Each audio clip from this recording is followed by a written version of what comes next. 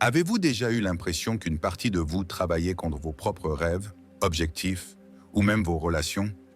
Ce conflit interne, cette main invisible qui vous tire en arrière au moment où vous essayez d'avancer, ce n'est pas votre imagination. C'est un phénomène psychologique profond qui influence discrètement nos vies d'une manière que nous ne comprenons souvent pas.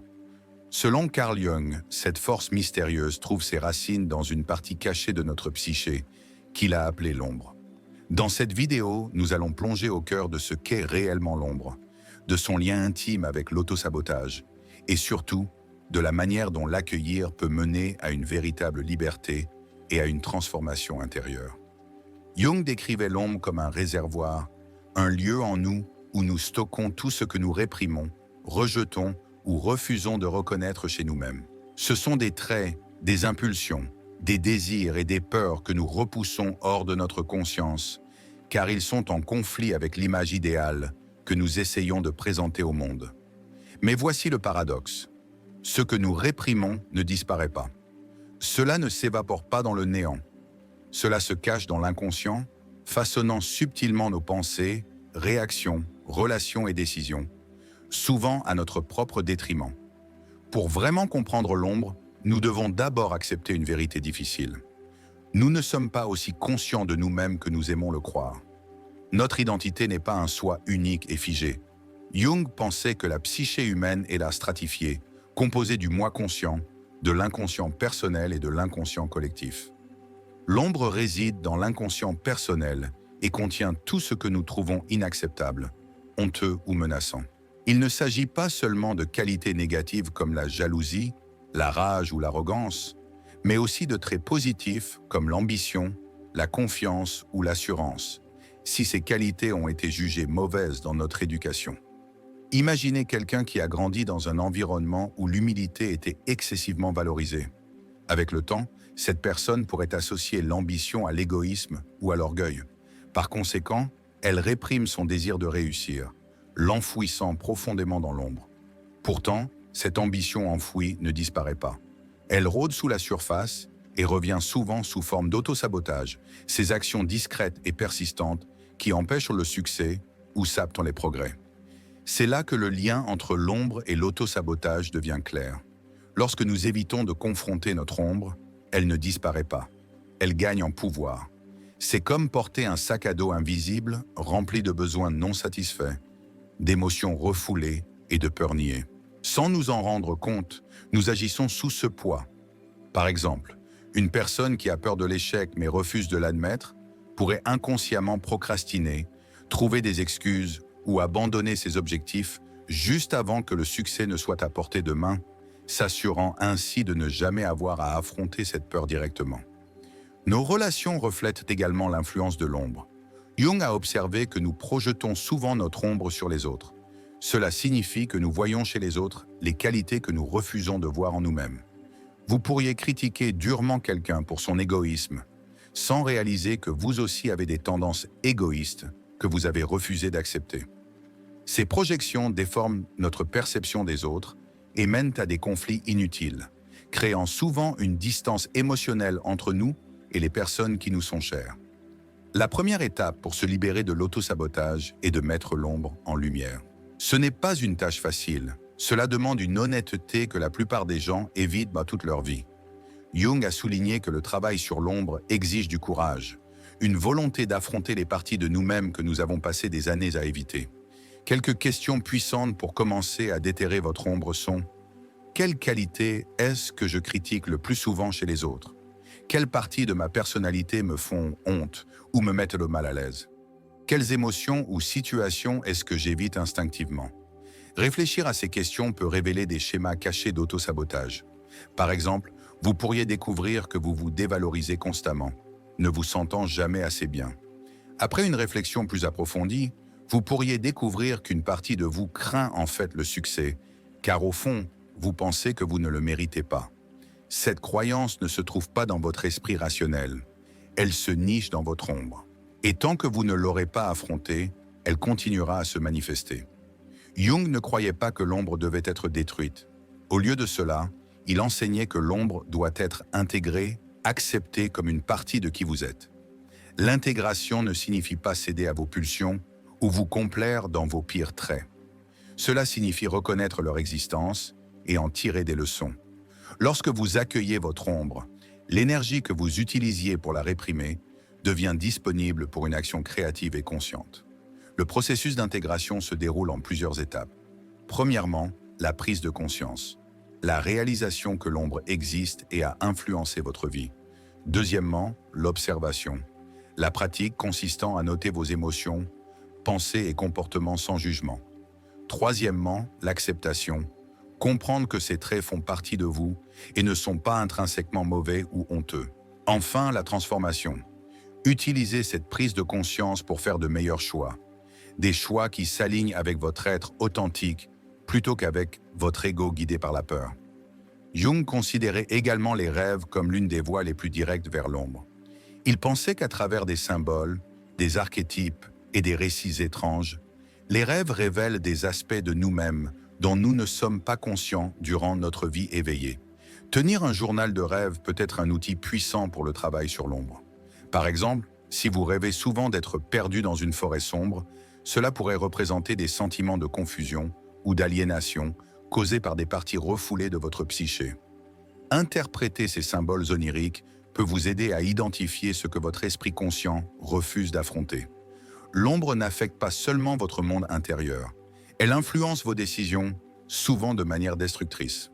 Lorsque vous n'êtes pas conscient de sa présence, elle agit comme un script caché, dirigeant vos actions en coulisses. Vous pourriez choisir à plusieurs reprises des partenaires romantiques qui vous maltraitent ou vous manipulent, et vous demander pourquoi les mêmes schémas douloureux se répètent. Mais d'un point de vue jungien, ces schémas peuvent être la tentative de votre ombre de porter à votre conscience des blessures non résolues, comme la peur de l'abandon ou une faible estime de soi. Douloureux, oui, mais aussi nécessaire, car tant que vous ne reconnaîtrez pas l'ombre, elle continuera à répéter ses leçons de plus en plus fort à chaque fois. Une des intuitions les plus puissantes de Jung était que ce que nous refusons d'affronter en nous-mêmes se manifeste inévitablement chez les gens autour de nous. Lorsque nous réprimons certains traits, nous commençons à les voir partout. Vous pourriez être agacé par quelqu'un qui cherche l'attention, sans réaliser que vous avez enfoui votre propre besoin de validation parce qu'on vous a appris que c'était mal. Cette projection devient une sorte de piège, vous gardant concentré sur les défauts des autres, tout en ignorant votre propre déconnexion intérieure. Pour surmonter l'autosabotage, il est essentiel de démanteler ces projections. Cela implique de se poser des questions difficiles. Qu'est-ce qui me dérange précisément chez cette personne? Cela pourrait-il refléter quelque chose que je n'ai pas accepté en moi? Ces interrogations ne sont pas agréables. Et l'ego, cette partie consciente de nous qui cherche à maintenir une identité stable, y résistera. Pourtant, elles sont nécessaires pour une guérison profonde et une meilleure connaissance de soi. Jung décrivait l'ego comme la partie de la psyché qui crée un sentiment stable de soi. C'est le masque que nous portons pour fonctionner en société. Bien que nécessaire, l'ego craint le changement.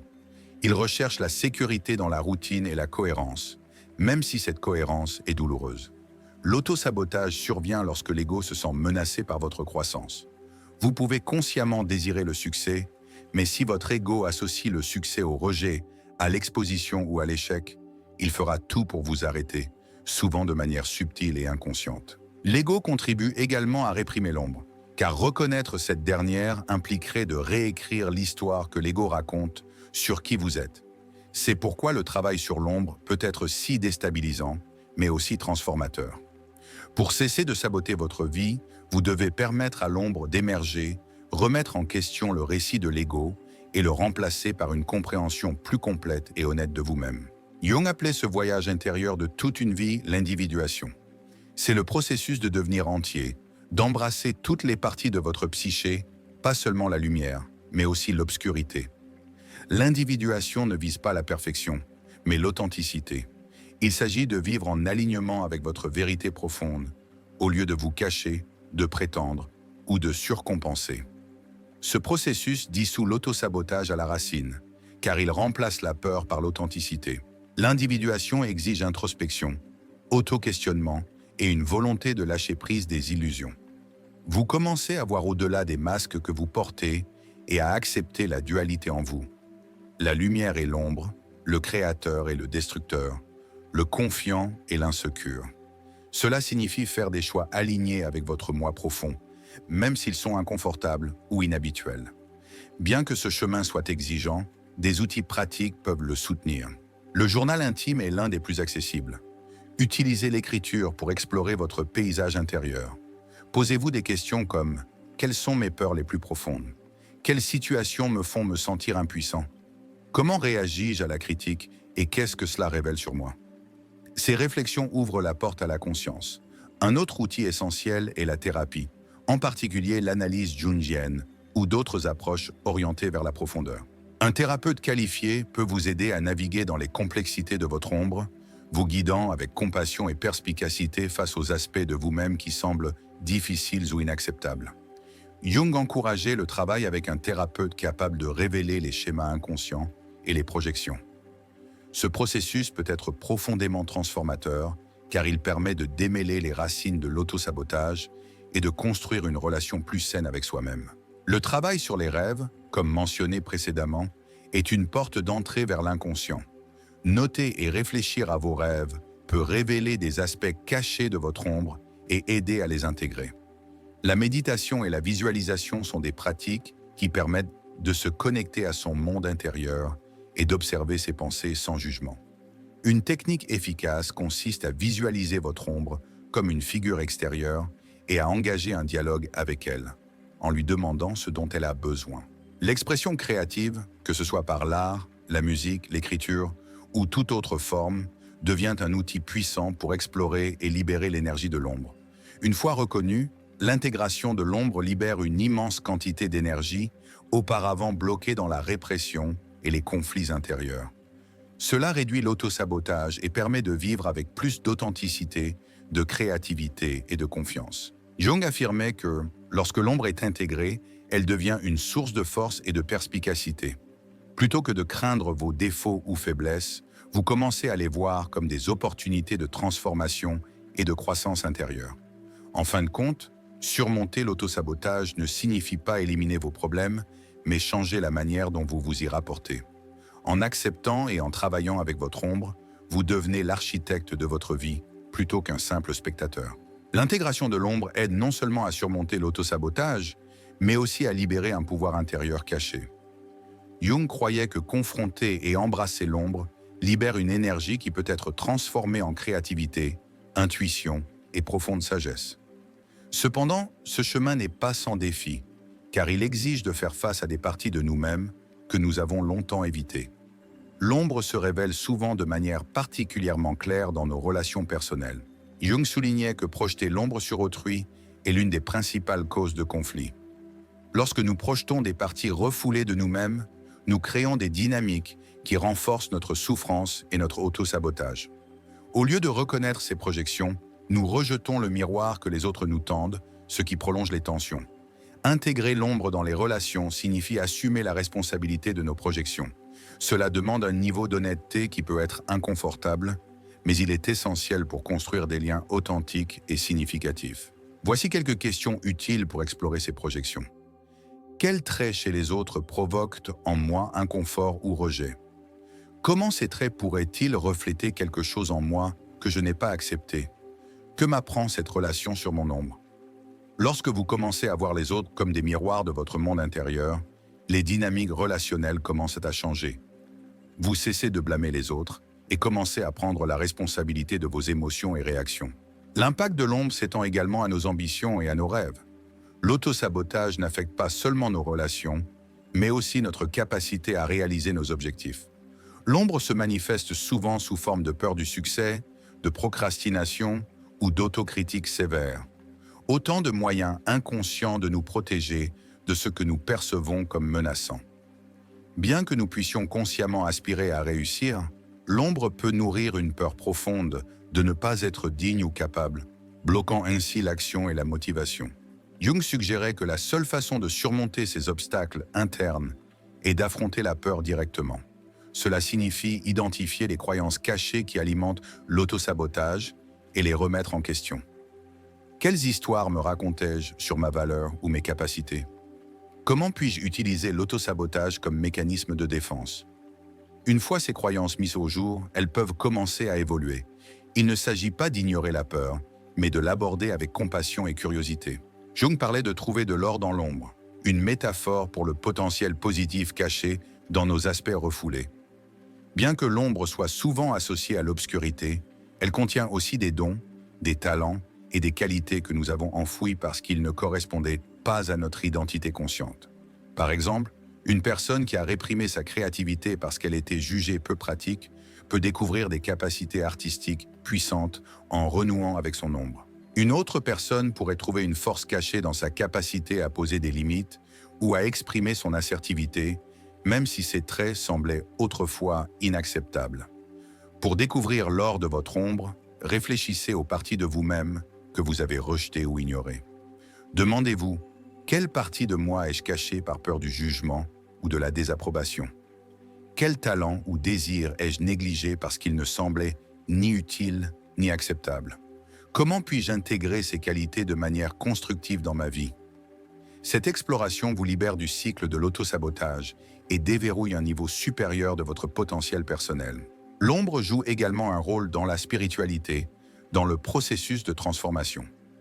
Jung voyait le travail sur l'ombre non seulement comme psychologique, mais aussi comme un voyage spirituel.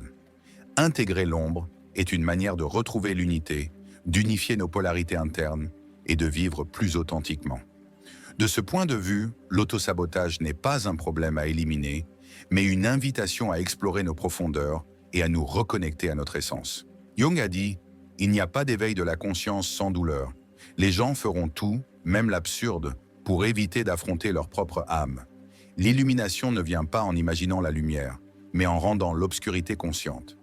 Le chemin vers l'illumination exige d'affronter ce que nous évitons. Au lieu de fuir la peur ou l'imperfection, nous devons les affronter directement et comprendre ce qu'elles nous demandent. Cultiver l'acceptation de soi est essentiel. Reconnaître que nous sommes des êtres complexes, faits de lumière et d'ombre, et qu'il est acceptable d'être imparfait. Chercher l'équilibre ne signifie pas céder à chaque impulsion refoulée, mais reconnaître et intégrer tous les aspects de ce que nous sommes. C'est créer une harmonie intérieure. Transformer l'autosabotage en auto-leadership va au-delà de la résolution des conflits internes. Il s'agit de devenir le guide conscient de sa propre vie. Quand nous cessons de fuir nos ombres, nous gagnons en clarté et en confiance pour faire des choix alignés avec notre moi authentique. Une étape cruciale de ce processus est de redéfinir le succès et l'échec.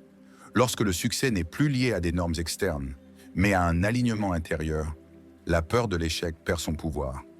L'ombre n'a plus besoin de vous protéger contre des menaces imaginaires. Au lieu de cela, vous commencez à voir les défis comme des invitations à évoluer, et l'échec, loin d'être une chose à craindre, devient un enseignant précieux. Le passage de l'autosabotage à l'auto-leadership est un processus de reconquête de votre pouvoir personnel. L'énergie autrefois piégée dans la répression devient disponible pour la création, le sens et l'action consciente. Vous commencez à écrire votre propre histoire, non pas en niant vos blessures, mais en les transformant en source de force. En reconnaissant, acceptant et intégrant l'ombre, vous ne vous contentez pas de surmonter l'autosabotage. Vous éveillez votre vrai moi. Vous cessez de vivre sous le poids de peurs inconscientes et commencez à cheminer avec présence, authenticité et clarté. C'est le voyage auquel Jung nous invitait. Un retour à l'unité où chaque partie de nous, même la plus cachée, trouve sa place dans la lumière. Jung croyait que nombre de nos luttes internes proviennent d'attentes externes qui ne correspondent pas à notre vérité intérieure. En travaillant avec l'ombre, nous pouvons redéfinir ce que le succès signifie vraiment selon nos propres valeurs et désirs. Une autre étape essentielle est de cultiver la présence. L'ombre opère largement à partir du passé, traumatisme, peur et schémas appris, et projette ces éléments dans l'avenir. Par une présence consciente, nous brisons ce cycle et récupérons le pouvoir du moment présent. Surmonter l'autosabotage n'est ni rapide ni facile, mais c'est l'un des actes les plus transformateurs qu'une personne puisse entreprendre. En engageant un dialogue avec votre ombre, vous ne vous libérez pas seulement des schémas limitants. Vous accédez également à une version plus authentique et puissante de qui vous êtes. Jung nous a laissé un guide précieux pour ce voyage. Ses enseignements sur l'ombre nous rappellent que nous ne sommes ni entièrement bons ni entièrement mauvais. Nous sommes des êtres entiers qui doivent embrasser chaque partie de nous-mêmes pour vivre pleinement. Si quelque chose ici résonne en vous, c'est que vous êtes prêt à commencer ce chemin. L'ombre n'est pas votre ennemi. Elle est votre allié dans le processus de découverte de soi. Comme Jung l'a dit, une vie non vécue est une maladie dont on peut mourir. Ne laissez pas l'auto-sabotage voler votre chance de vivre vraiment. Maintenant que vous détenez la clé pour transformer votre relation avec vous-même, quelles étapes allez-vous entreprendre pour intégrer votre ombre? Laissez un commentaire et partagez ce message avec quelqu'un qui pourrait avoir besoin de l'entendre. Rappelez-vous, la transformation commence avec vous, mais son impact va bien au-delà. Le chemin de l'intégration de l'ombre n'est pas un événement ponctuel. C'est un processus continu qui exige engagement et exploration quotidienne de soi. Voici quelques pratiques spécifiques que vous pouvez intégrer dans votre vie pour rester connecté à votre ombre et surmonter efficacement l'autosabotage. Premièrement, l'observation consciente de vos pensées et émotions. L'une des façons les plus directes de travailler avec l'ombre est d'observer vos pensées et émotions sans jugement. La clé ici est la curiosité, pas la critique. Chaque émotion qui surgit, même celle que nous qualifions de négative, est une fenêtre sur notre ombre. Pratiquez en vous asseyant en silence pendant 5 minutes chaque jour, en observant simplement vos pensées. Demandez-vous, quelles pensées me mettent mal à l'aise ou sont difficiles à accepter? Quelles émotions ai-je tendance à éviter ou à réprimer? Comment ces émotions pourraient-elles être liées à quelque chose de non résolu en moi? Tenir un journal pour noter ces observations peut aider à identifier des schémas et approfondir votre compréhension de vous-même. Deuxièmement, engagez un dialogue interne avec l'ombre. Jung encourageait à établir une conversation intérieure avec les aspects refoulés de notre personnalité. Cela peut sembler étrange au début, mais c'est une manière puissante d'intégrer l'ombre. L'idée est de la traiter comme une partie de vous-même qui a besoin d'être entendue, non rejetée.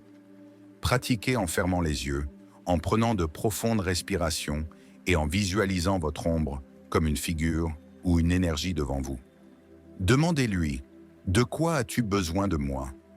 Que cherches-tu à protéger ou à exprimer? Comment puis-je t'intégrer de manière positive dans ma vie? Notez toutes les réponses qui émergent sans les juger. Vous découvrirez souvent que l'ombre n'est pas une ennemie, mais une partie de vous qui aspire à être comprise. Troisièmement, identifiez les schémas d'autosabotage.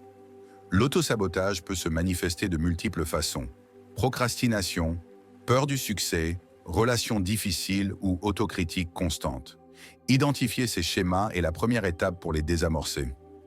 Pratiquez en listant les situations où vous sentez que vous vous sabotez.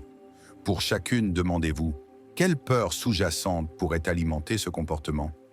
Que gagnerais-je à maintenir ce schéma, même s'il semble négatif? Que pourrais-je faire différemment la prochaine fois? Cela vous aidera à reconnaître comment votre ombre influence vos actions et vous permettra de faire des choix plus conscients. Quatrièmement, utilisez la créativité comme canal d'expression. La créativité est un outil puissant pour explorer et libérer l'énergie de l'ombre. Jung croyait que l'art, l'écriture, la musique et d'autres formes d'expression créative peuvent révéler des aspects de notre psyché inaccessibles par la pensée rationnelle. Pratiquez en consacrant du temps à une activité créative sans vous soucier du résultat. Cela peut être du dessin, de la poésie, jouer d'un instrument ou toute autre activité qui vous attire. Pendant que vous créez, prêtez attention aux thèmes ou émotions qui émergent. Demandez-vous, que me montre cette œuvre sur moi-même? Quels aspects de mon ombre s'expriment ici? Vous n'avez pas besoin d'être un artiste professionnel. Ce qui compte, c'est de vous permettre d'explorer librement sans jugement. Cinquièmement, reconnaître les déclencheurs externes. Les déclencheurs sont des situations ou des personnes qui provoquent des réactions émotionnelles intenses en nous. Ces moments sont des opportunités pour travailler avec l'ombre, car ils reflètent souvent quelque chose de refoulé en nous. Pratiquez en faisant une pause la prochaine fois que vous ressentez une forte réaction émotionnelle face à quelqu'un ou quelque chose. Réfléchissez. Qu'est-ce qui cause cette réaction? Quelle partie de moi pourrait être reflétée dans cette situation? Comment puis-je répondre d'une manière qui honore mon processus d'intégration? En abordant les déclencheurs avec curiosité plutôt que réactivité, vous commencez à démanteler les schémas inconscients qui alimentent l'autosabotage. Sixièmement, embrassez l'imperfection. Une grande partie de l'autosabotage provient d'attentes irréalistes que nous avons envers nous-mêmes. Jung croyait que l'acceptation de notre nature imparfaite est essentielle à l'individuation. L'ombre ne disparaîtra pas complètement, mais nous pouvons apprendre à vivre en harmonie avec elle. Pratiquez en listant ce que vous considérez comme vos défauts et réfléchissez à la manière dont ils pourraient servir un but positif dans votre vie. Par exemple, si vous pensez être trop sensible, considérez comment cette sensibilité vous permet de vous connecter profondément aux autres. Si vous vous trouvez impulsif, pensez à comment ce trait vous a conduit à prendre des actions courageuses par le passé. Accepter vos imperfections ne signifie pas y céder. Cela signifie reconnaître qu'elles font partie de votre humanité et peuvent devenir des forces lorsqu'elles sont embrassées consciemment. Septièmement, pratiquez l'auto-pardon. L'auto-sabotage est souvent lié à un dialogue intérieur négatif et à un manque de compassion envers soi.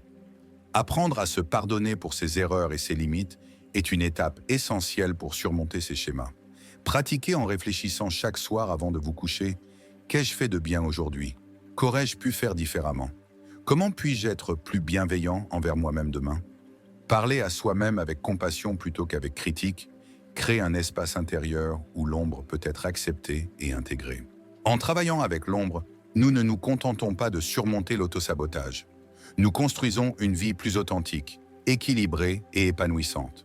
Ce processus demande du temps, de la patience et du courage, mais les récompenses sont profondes.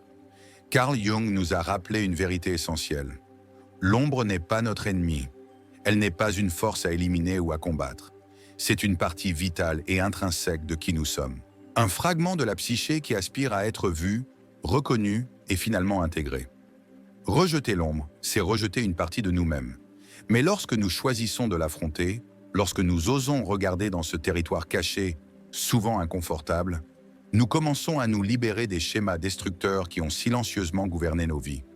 Ces schémas peuvent se manifester sous forme de doute de soi, de réactivité émotionnelle, de peur de l'intimité ou de cycles d'autosabotage qui nous empêchent d'atteindre notre plein potentiel. Et bien qu'ils puissent sembler être des obstacles externes, beaucoup d'entre eux sont enracinés dans les parties non reconnues de notre propre monde intérieur. Intégrer l'ombre ne signifie pas devenir parfait. Cela signifie devenir entier. Cela signifie oser se voir sans jugement. Embrasser non seulement nos forces et notre lumière, mais aussi nos blessures, nos peurs et nos contradictions. Le voyage de la guérison et de la transformation commence par cet acte radical d'honnêteté envers soi. Ce n'est pas une destination à atteindre du jour au lendemain, mais un déroulement continu, un processus constant de conscience de soi, de compassion et de réflexion courageuse. Chaque fois que nous choisissons de rencontrer notre ombre avec curiosité plutôt qu'avec résistance, nous récupérons une partie de notre pouvoir personnel. Nous commençons à voir que ce qui semblait être une faiblesse ou une honte était en réalité une porte vers quelque chose de plus profond, quelque chose de profondément humain. Ce faisant, nous nous ouvrons à un nouveau type de connexion, non seulement avec nous-mêmes, mais aussi avec les autres. Nous commençons à interagir depuis un lieu d'authenticité et non de performance. Nous cessons de projeter notre douleur sur ceux qui nous entourent et assumons la responsabilité de notre réalité émotionnelle. C'est là que commence la véritable liberté intérieure. Surmonter l'autosabotage ne consiste pas à se réparer, car vous n'êtes pas brisé. Il s'agit de se souvenir de qui vous êtes sous les couches de conditionnement, de mécanismes de défense et de peur. Il s'agit de revenir à votre nature véritable et de permettre à toutes les parties de vous, lumière et ombre, de coexister en harmonie. Intégrer l'ombre est un acte de courage. Cela exige d'affronter l'inconfort. Cela exige de rester en silence avec les parties de nous-mêmes que nous avons évitées pendant des années. Mais dans ce silence, quelque chose de miraculeux commence à se produire. Nous cessons de fuir. Nous commençons à écouter. Et en écoutant, nous commençons à comprendre. Nous commençons à pardonner. Nous commençons à guérir. Si ce message résonne en vous, sachez ceci. Vous n'êtes pas seul. Chaque âme sur cette terre porte une ombre. Chaque personne a affronté des luttes internes, des peurs cachées et des moments de désespoir. Et pourtant, en chacun de nous réside le pouvoir de transformer. Non pas en niant ce que nous ressentons, mais en l'embrassant, en le voyant et en le laissant nous guider vers une conscience plus grande. Faites le premier pas en explorant votre propre paysage intérieur. Quelles sont les histoires que vous vous répétez sans cesse? Quelles émotions craignez-vous le plus? Quelle partie de vous avez-vous rejetée, reniée ou réduite au silence? Ces questions ne sont pas faciles, mais elles sont essentielles. Car, comme Jung l'a si sagement dit, tant que vous n'aurez pas rendu l'inconscient conscient, il dirigera votre vie et vous appellerez cela le destin. La véritable transformation ne se produit pas en prétendant que l'obscurité n'est pas là. Elle se produit lorsque nous choisissons d'y apporter de la lumière. Elle se produit lorsque nous choisissons de rester avec l'inconfort au lieu de l'anesthésier. Elle se produit lorsque nous acceptons que la guérison n'est pas linéaire et que la croissance n'est pas toujours confortable, mais que les deux sont toujours possibles. Alors, si vous êtes prêt à commencer, commencez avec compassion. Soyez doux avec vous-même. Votre ombre n'est pas quelque chose à réparer, c'est quelque chose à comprendre. Et une fois que vous la comprenez, vous pouvez commencer à l'intégrer. Et une fois que vous l'intégrez, vous déverrouillez une profondeur de pouvoir personnel et de clarté qu'aucune validation externe ne pourrait jamais offrir. Rappelez-vous, l'ombre ne diminue pas votre lumière. Elle lui donne du contraste, elle lui donne de la profondeur. Et finalement, elle la rend réelle. Si vous êtes arrivé jusqu'ici, peut-être que quelque chose en vous est déjà en train de s'éveiller. Partagez ce message avec quelqu'un qui est prêt à commencer son propre voyage intérieur. Et dans les commentaires, je vous invite à réfléchir. Quelles pratiques ou prises de conscience vous ont aidé à affronter votre propre ombre ou à vous libérer de l'auto-sabotage? N'oubliez jamais, le véritable changement commence au moment où nous cessons de résister et commençons à accepter. Car comme Jung l'a dit, ce que vous résistez persiste non seulement, mais devient plus fort. Mais ce que vous acceptez se transforme.